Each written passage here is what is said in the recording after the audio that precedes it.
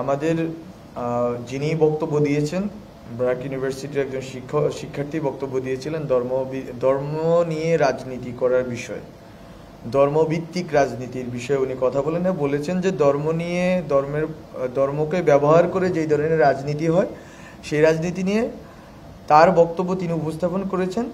এইটা ছাত্রদের একটা অংশের, যদি আমি বলি, অথবা ছাত্রদের যদি উনি প্রতিনিধিত্ব করেছেন, যেহেতু ওনাদের বক্তব্য, ওনারা এই বিষয়ে সতর্ক থাকার জন্য গভর্নমেন্টকে বা সরকারকে আহ্বান জানিয়েছেন। এইটা সরকার এই বিষয়টা যেহেতু বাংলাদেশের সংবিধান এবং অন্যান্য অনেকগুলো প্রতিষ্ঠানের সাথে জড়িত, এটা সম্বন্ধে সিদ্ধান্ত জানানো হয় নাই। কিন্তু আমি আবারও বলি, কথাটা ছিল ধর্ম নিয়ে রাজনীতি, নট ধর্মভিত্তিক রাজনীতি।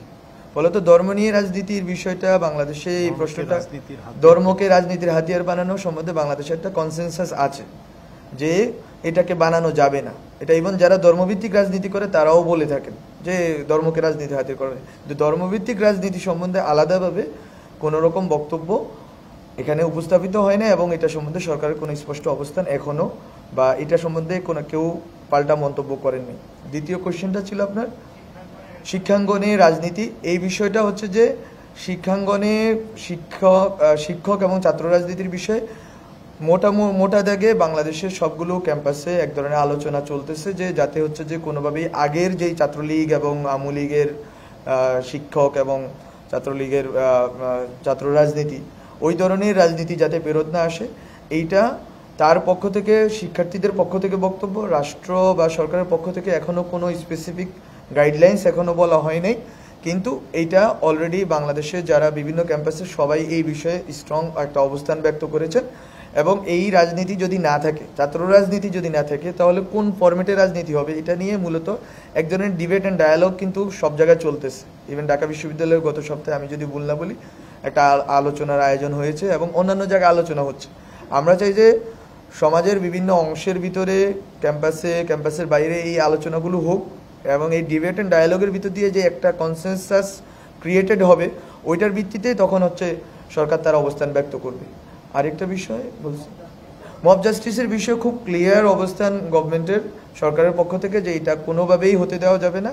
এবং যারা যারা এটার সাথে জড়িত আছেন, বিভিন্ন ফরম্যাটে মাজারে হামলা, মন্দিরে হামলা, এবং কোনো ব্যক্তিকে আক্রোশের কারণে হামলা, সবগুলো হামলার ব্যাপারে আইন যেভাবে ব্যবস্থা নেওয়ার কথা বলে ওইভাবেই ব্যবস্থা নেওয়া হবে। এবং কারো মানবাধিকার, যদি কেউ এখানে স্বৈরাচার অথবা ফ্যাসিস্ট সরকারের সাথে দালালি, দোসর হিসেবে দালাল অথবা দোসর হিসেবে কাজ করেছেন, তাদেরকে জনগণ তাদের বিচার করবে না, মব তাদের বিচার করবে না, বরং তাদেরকে আইনের আওতায়, আইনের হাতে সোপর্দ করতে হবে।